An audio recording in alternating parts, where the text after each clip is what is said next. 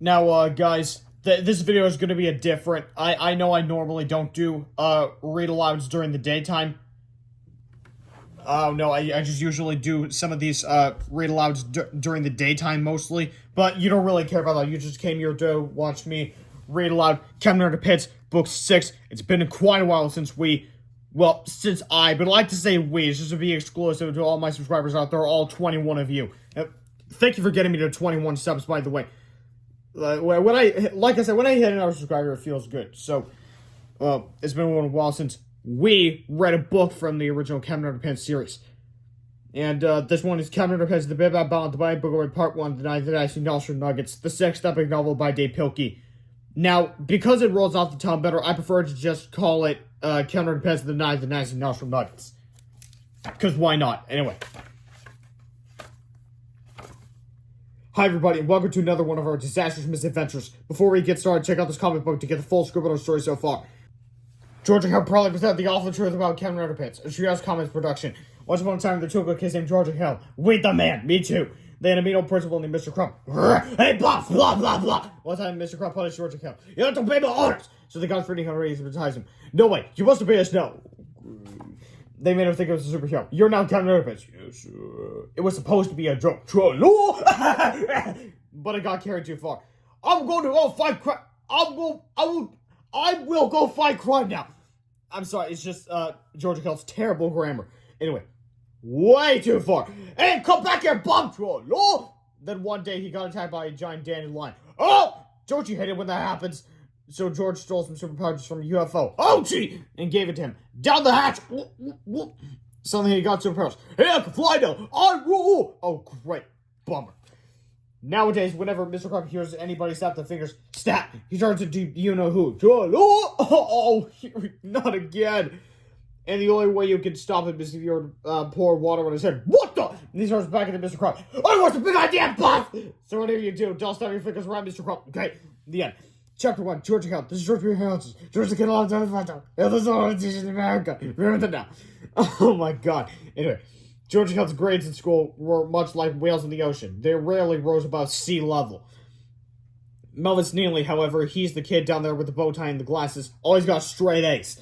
Because Melvin was so academically gifted, people would just assume he was a lot smarter than Georgia Hill. But that wasn't true. You see, Georgia Hill, we're every bit as smart as the straight A students, but in a different way. In a way that couldn't be measured by quizzes or worksheets. Maybe Georgia Hill couldn't spell very well or remember their multiplication tables. Perhaps their grammar weren't no good either. But when it came to saving the entire planet from the nasty forces of unrelenting evil, there was nobody better than George Beard Hill Hutchins. It's a good thing that Georgia Hill were smart enough to get themselves out of trouble, but because their silliness was always getting them into trouble. In fact, one time it got them into a really snotty situation. Before I tell you that story, I have to tell you this story. Chapter 2, Squishies, Part 1. It was demonstration speech day in Ms. Ribble's 4th grade English class. Every student had to give an oral report demonstrating how to do something. First up were Tim Bronsky and Stevie Loopner, who demonstrated how to give a speech that they hadn't prepared for. They got a D-. Here's where I went, yeah, it's bad. Anyway, next up were Jessica Gordon's Stephanie Wyckoff, who demonstrated how to cook frozen lasagna in a pop-up toaster. After the fireman left, it was Georgia Hill's turn. Harold carefully attacked some charts and grabs onto the wall while George brought out a large garbage can with a toilet seat taped to the top. Ladies and gentlemen, said George, today Harold and I are going to demonstrate how to do a squishy. First, you will need 2 packets of ketchup and a toilet seat. Next, to Harold as he pointed to their display chart, you must fold the ketchup packets in half and carefully place them under the toilet seat.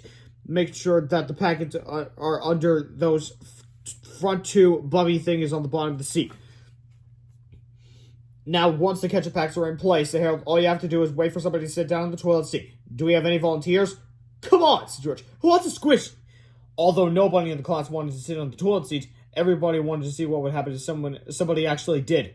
So George grabs one side of the toilet seat, and Harold grabs the other, and together they push down. Splat, splat!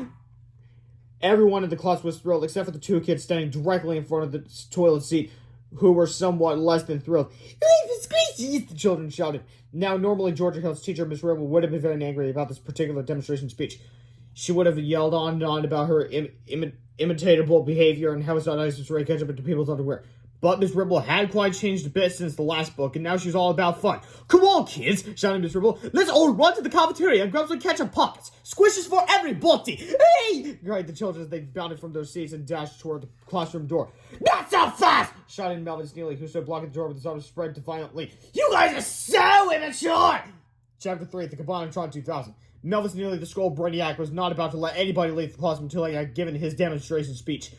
"We still have 15 minutes left before lunch," said Melvin, "and that's just enough time for me to demonstrate my new invention, the Cabanatron 2000. "Oh, man," whined Melvin's classmates. "I can't speak today." The children all slumped back into their seats while Melvin pushed a plastic rolling cart to the front of the classroom. On top of the cart were a hamster, a small robot, which Melvin had built himself, and a strange-looking contraption shaped like an ice cream cone. "Today," said Melvin, "I will demonstrate how to turn an ordinary hamster into your very own bionic cyber servant." Melvin placed his hamster Sulu at one end of the cart and his tiny homemade robot at the other end. "I shall now combine this ordinary hamster with this tiny robot using the Cabanatron 2000. Melvin picked up the Cabanatron 2000 and turned it on. A high-pitched voice pierced the classroom air, getting higher and higher frequency as the machine charged to full power. Melvin typed some last-minute calculations into the keyboard on the side of the Cabanatron 2000 as its laser extractor warmed up. Suddenly, two streaks of red glowing light flashed on Sulu and the tiny robot. The Cabanatron 2000 began assimilating information on the two elements as it was about to combine. "Don't worry, kids," said Melvin. "This procedure is totally painless. Sulu won't feel a thing." And to any of those people out there who are reading this book to their child before bedtime, please be prepared, because they're literally going to have to just read out. Finally, a computerized voice started to come out down. "Combining 12 minutes in 5 seconds. Combining 12 minutes in 4 seconds. Combining 12 minutes in 3. I mean, yeah, it's kind of fun, like, when you're a kid and you're just talking in a robotic voice. It also teaches how to count down from 5, I guess, but if they know how to read it, they should know how to count down from 5. Anyway, let's continue. A burst of brilliant white light shot out of the Cabanatron 2000 and formed a ball of energy between Sulu and the tiny robot. The hamster and the robot began to slide closer and closer together until they disappeared into the energy ball. The smell of burnt matches and pickle relish filled the air as hot blasts of electric wind knocked books off its shelves and set papers flying. Suddenly, there was a blinding flash of light, a quick puff of smoke, and it was all over. Melvin pulled off his goggles. No longer were a hamster and a robot sitting on the cart before him. Now the hamster and robot were one, combined at a cellular level. The world's first self-contained, warm-blooded, fuzzy, bionic cyborg. "Eureka!" shouted Melvin. "It worked! I have created a cybernetic life form!" The children looked on as Melvin waved a metal detector over the hamster and the reading went off the chart. One of the children raised his hand with a question. "Yes!" said Melvin enthusiastically. "Can we go to the lunchroom and get our ketchup packs now?" "But no!" screamed Melvin. "We can forget about squishes for 1 minute! I've just created the world's first cybernetic hamster, and nobody's limiting this robot until I've demonstrated his undying obedience!" Chapter 4, Bad Sulu. Sulu didn't seem to know that he had just undergone a groundbreaking transformation. He didn't act any different. He just wandered across the top of the plastic rolling cart, sniffing everything around him, only stopping occasionally to scratch his ears or rub his whiskers. But poor Sulu was in for a big surprise. "Sulu," said Melvin, "I'm your commander. You obey my orders. I want you to demonstrate your new powers for the class. Do a super bionic jump across the room." Sulu did not respond. "Sulu," said Melvin sternly, "crush that plastic rolling cart in your bare paws." Sulu did not respond. "Sulu!" Melvin shouted. "Go outside, pick up a cart, and throw it across the parking lot!" Sulu did not respond. Finally, Melvin reached into his book bag and took out a red ping pong paddle that he had designed especially for this occasion. "Sulu," he said angrily, "do as I say, or you're going to get a good spanking!"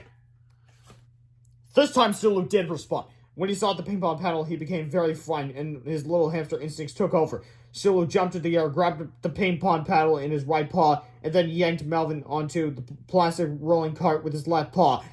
The children finally stopped thinking about ketchup packs and toilets for a moment and settled in to watch the show. Chapter 5, The Choreographed Shrek, Part 1, Flipperama. One of the 5 chapter contains graphic depictions of a Milo Blaine being spanked by a bionic hamster. While this event is presented for humorous effect, the producers of this book acknowledge that hamster attacks are no laughing matter.